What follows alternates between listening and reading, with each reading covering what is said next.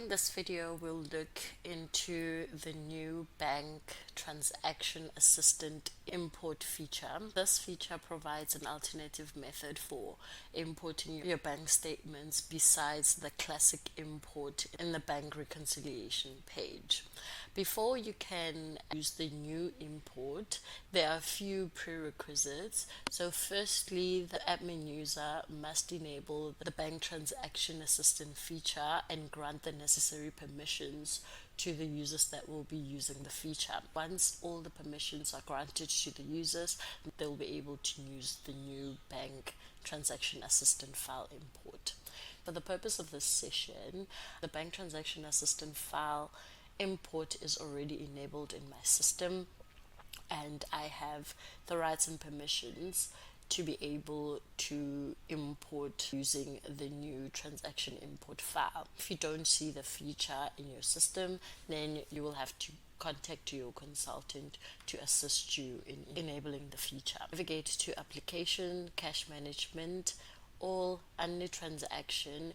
We have the bank transaction import file. In the bank transaction import file, you will see a list of files that are already imported, and click on add.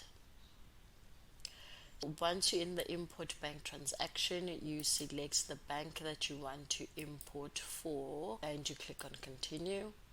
It will open where you upload your file. If you do not have the file that you're going to import, you can click on the hyperlink here that will take you to the list of file types that you can use to import your bank statement.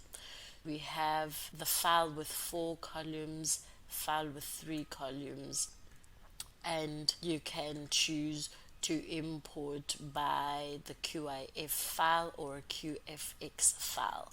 I'll be using the 4-column template. You download the template and you open the file, and you can just remove the information from here and add in your bank statement transaction onto this file.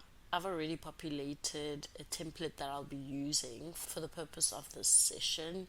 So going back to Sage Intacct, I'm going to close this and I'll be selecting the file type that I will be importing, which is a 4-column CSV, and upload the file. Once the file is uploaded, then you select the date format to use, and I'll be using the day, month, year, and you can add an optional comment with your upload.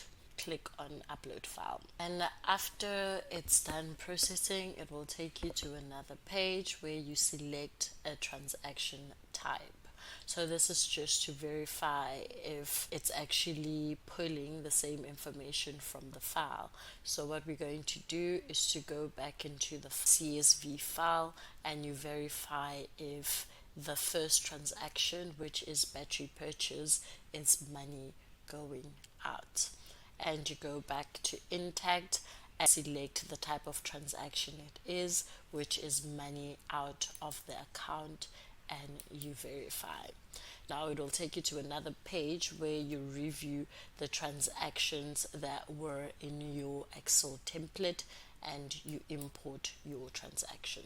So normally it takes a few minutes to process the importing of your transaction. You will get a message notifying you that the import is in process, and once the import is complete, you can view the transaction on the bank transaction list. I'm going to click on OK and leave, and as you can see, we only had one import file when we first started with this exercise. Now we have 2 files that were imported. So to verify if the transactions were imported, go to cash management, bank transactions, and you'll have a list of transactions that you've just imported. So we have the battery purchase, the laptop purchase, which is one of the transactions on the file that we've imported.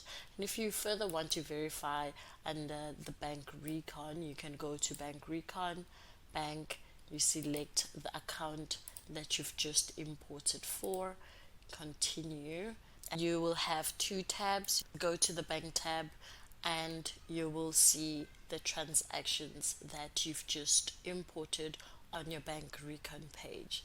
And that is how you will import your bank statement using the new bank transaction assistant file import.